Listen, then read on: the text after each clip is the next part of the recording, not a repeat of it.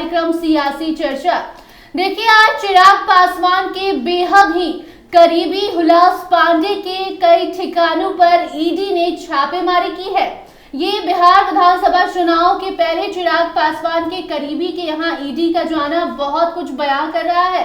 इन्हीं मुद्दों पर हम बात करेंगे। हमारे साथ बात करने के लिए स्टूडियो में मौजूद हैं हमारे सीनियर जर्नलिस्ट सरोज सर। बहुत बहुत स्वागत है सर आपका। जी धन्यवाद सर।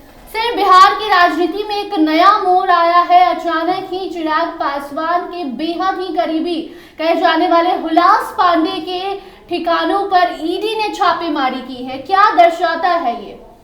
देखिए, सबसे बड़ी बात दो तीन बातें जो है इस छापे से इसको समझने की जरूरत है जी। जो आमतौर पर एक आरोप लगता है कि ईडी केवल विपक्ष के नेताओं के यहाँ छापा मारती है, तो हुलास पांडे ने छापा मारा है नरेंद्र मोदी के हनुमान के नेता के यहाँ। जी। दूसरी इसकी टाइमिंग देखिए, टाइमिंग क्या है इसकी। बिहार में अभी सियासी उठापटक चल रही है, कौन किधर जाएगा नहीं जाएगा, रोज अटकल लगती है, रोज खंडन आता है। उसके बीच ये छापा हुआ ईडी का, तो कहीं ना कहीं से एक मैसेज चिराग पासवान को भी देने की कोशिश है कि आपको अभी फिलहाल बहुत व्याकुल होने की ज़रूरत नहीं है, चीज़ों को आप वॉच करिए। जी। वैसे भी बिहार के सियासत में अलग अलग तरह की चर्चाएं चल रही हैं। नीतीश कुमार यात्रा पर हैं, इधर नीतीश कुमार की पाला बदलने की खबरें भी चल रही हैं। लेकिन इसी बीच एक गौर करने वाली बात यह है कि चिराग पासवान कहीं नजर नहीं आ रहे हैं। चिराग पासवान की टीका टिप्पणी भी इस सब मामले पे नहीं आ रही और अचानक से ईडी का छापा क्या बता रहा है? देखिए, हमारे पास जो खबर है वो ये है कि चिराग पासवान इस समय हिंदुस्तान में नहीं है। वो अपने पूरे परिवार के साथ अमेरिका गए हुए हैं और 5 या 6 तारीख को वो भारत आने की उनकी संभावना है, जो हमारे पास खबर है। तो चिराग पासवान के हाल के जो बयान है उस पर गौर करने की ज़रूरत है। नज़दीकियाँ नीतीश कुमार से बढ़ी है उनकी। नीतीश के लिए बहुत चीज़ बोलने लगे हैं चिराग पासवान, और यही खटकता है भारतीय जनता पार्टी को कि जो हमारे हनुमान हैं वो नीतीश कुमार के हनुमान क्यों बन रहे हैं। तो एक बिहार में जो सत्ता का इक्वेशन है, जो सांसदों की संख्या है 12 और 5 इनके 17, एक बड़ी ताकत हो जाती है। तो बीजेपी कहीं ना कहीं से इसको कंट्रोल करने की कोशिश कर रही है, चिराग पासवान को एक मैसेज देने की कोशिश कर रही है। हुलास पांडे के यहाँ छापा इसकी एक कड़ी के रूप में, देखिए कोई सामान्य छापा नहीं है।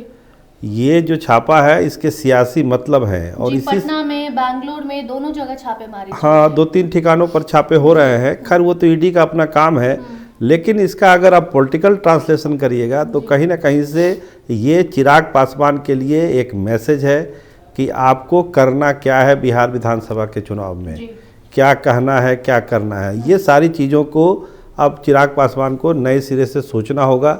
जिस तरह से नीतीश कुमार के पक्ष में लगातार बयानबाजी हो रही थी चिराग पासवान की, उस पर देखिएगा अब आने वाले दिनों में एक ब्रेक ऐसा आपको दिखेगा। और जो सीटों का बंटवारा होगा उसमें भी cut to size Chirag Paswan कैसे हो सकते हैं। एक छापे से पूरी कहानी चिराग पासवान की पार्टी की बदलने वाली है। मोदी के हनुमान कहलाते हैं चिराग पासवान, और ऐसे में चिराग पासवान भाजपा के साथ भी हैं एनडीए में। और तो क्या वो नीतीश कुमार की तरफ जो चिराग पासवान का झुकाव है, और दूसरी तरफ खबरें चल रही हैं कि नीतीश कुमार तेजस्वी के साथ मिलकर नई सरकार बना सकते हैं। तो क्या इन्हीं सभी चीजों पर लगाम लगाने के लिए, या फिर अगर नीतीश कुमार कोई प्लानिंग भी कर रहे हैं तो उनको बताने के लिए कि अगर आप ये कर सकते हैं तो हम भी बहुत कुछ कर सकते हैं, ये इशारा है भाजपा? देखिए वंदना जी, कल ही सियासी चर्चा में हमने आपसे कहा था कि बिहार के सियासत में अभी चूहे बिल्ली का खेल चल रहा है।